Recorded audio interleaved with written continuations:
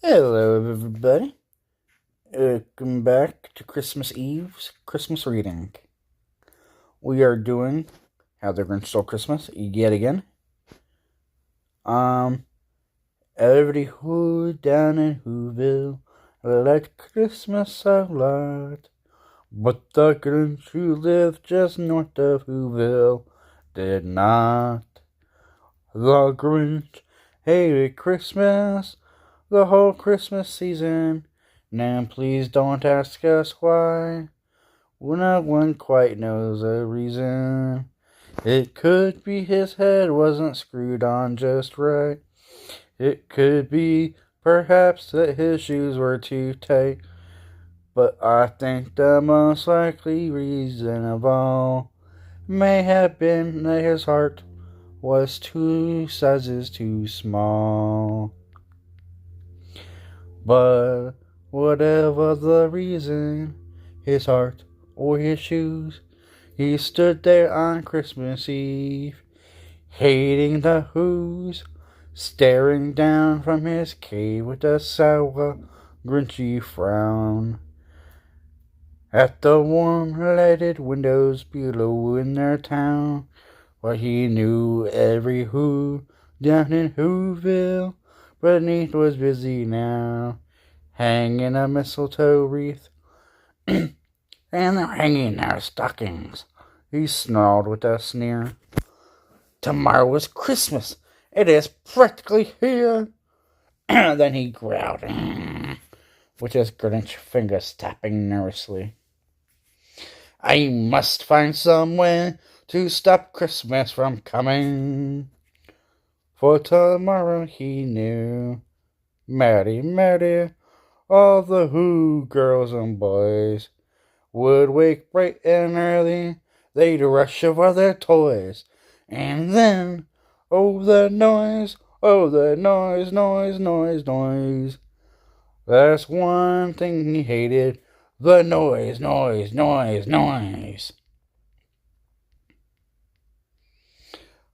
Then the Who's, young and old, would sit down to a feast. Then, and they'd feast, and they'd feast, and they'd feast.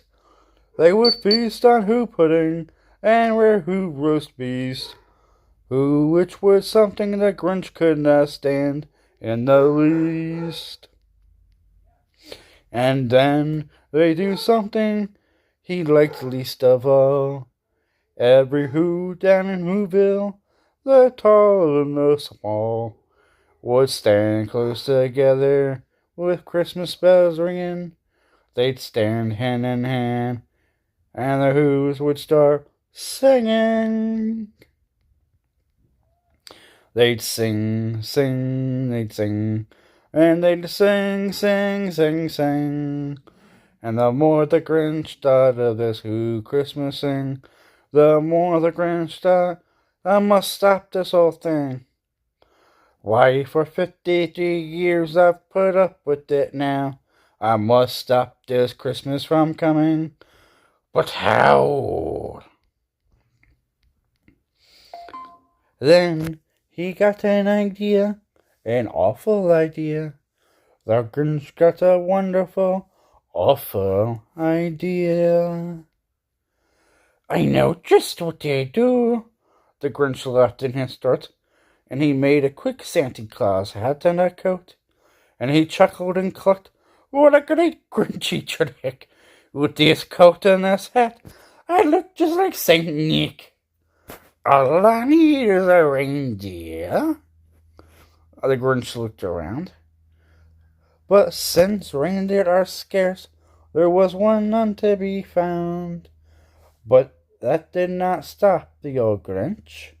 No, the Grinch simply said, if I can't find a reindeer, I'll make one instead.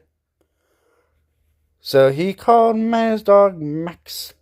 Then he took some red thread, and he tied a big horn on the top of his head.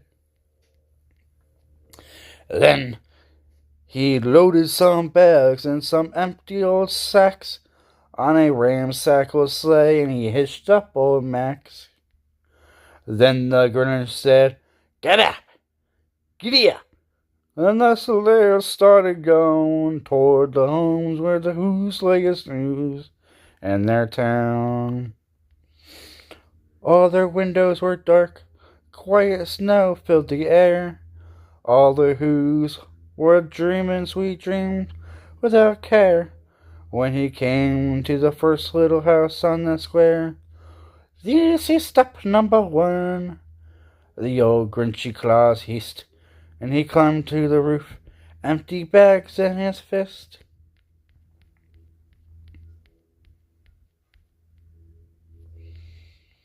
Then he slid down the chimney, a rather tight pinch.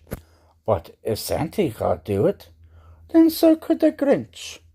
He got stuck only once, for a moment or two. Then he stuck his head out of the fireplace flue, where the little Who stockings all hung in a row. These stockings are the first things to go. Then he slithered and slunk, with a smile most unpleasant around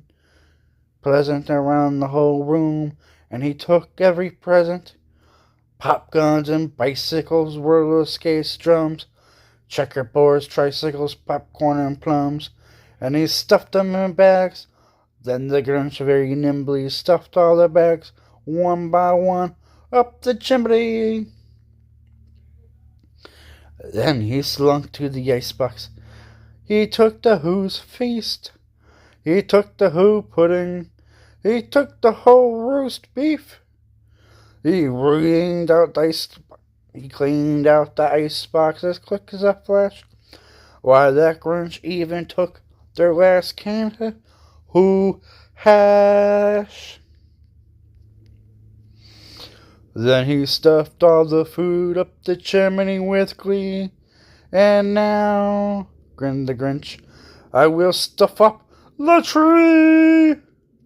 And the Grinch grabbed the tree, and he started to shove, when he heard a small sound like a coo of a dove.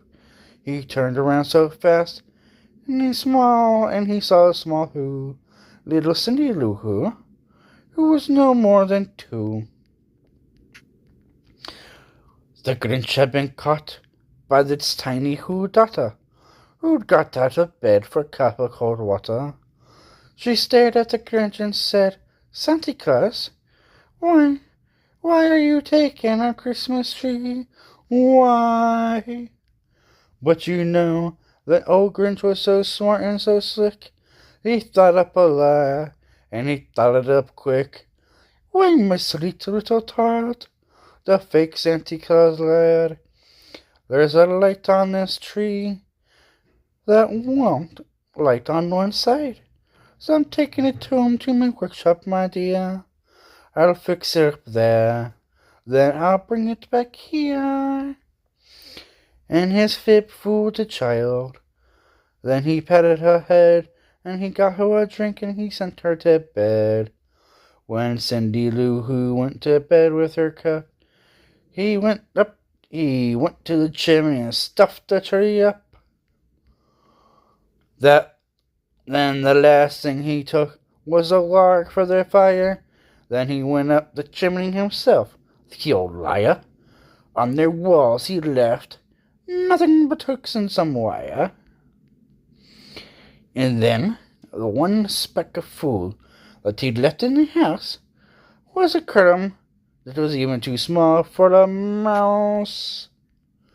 Then he did the same thing to the other Who's houses, leaving crumbs much too small for the other Who's mouses. Merry Christmas!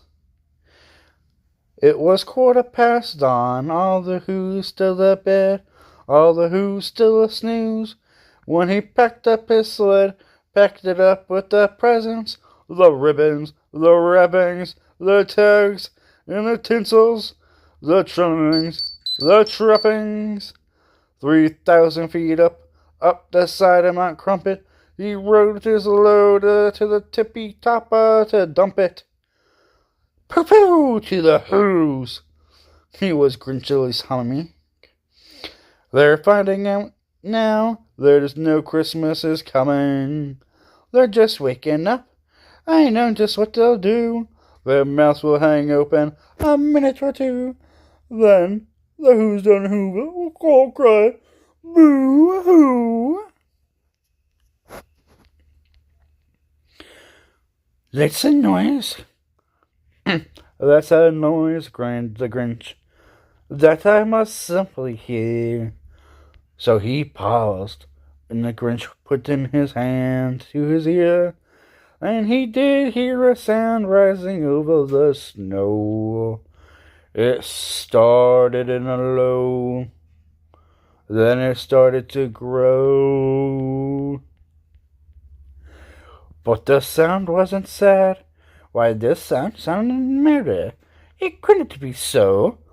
But it was merry, very merry, very. He stared down at the Whoville. The Grinch popped his eyes, then he shook. What he saw was a shocking surprise. Every Who down in Whoville, the tall and the small, was singing without any presents at all. He hadn't stopped Christmas from coming. It came, somehow or another. It just came the same. And the Grinch, with the Grinch feet in the cold, in the snow, stood puzzling and puzzling. How could it be so? It came without ribbons. It came without tags. It came without packages, boxes, or bags. And he puzzled 3 hours till his puzzle was sore. Then the Grinch thought of something he hadn't before. Maybe Christmas, he thought, doesn't come from a store. Maybe Christmas, perhaps, means a little bit more. And what happened then? Well, in Whoville they say that the Grinch's small heart grew 3 sizes that day. And the minute his heart didn't quite feel so tight, he whizzed with his load through the bright morning light, and he brought back the toys and the food for the feast, and he himself, the Grinch, carved the roast beast. And that concludes my rendition of singing Dr. Seuss's How the Grinch Stole Christmas. Wasn't expecting to sing it, but there we have it. Hope you guys enjoyed that take. And yeah, I hope I will see you guys in the next one. Daves-Raves out.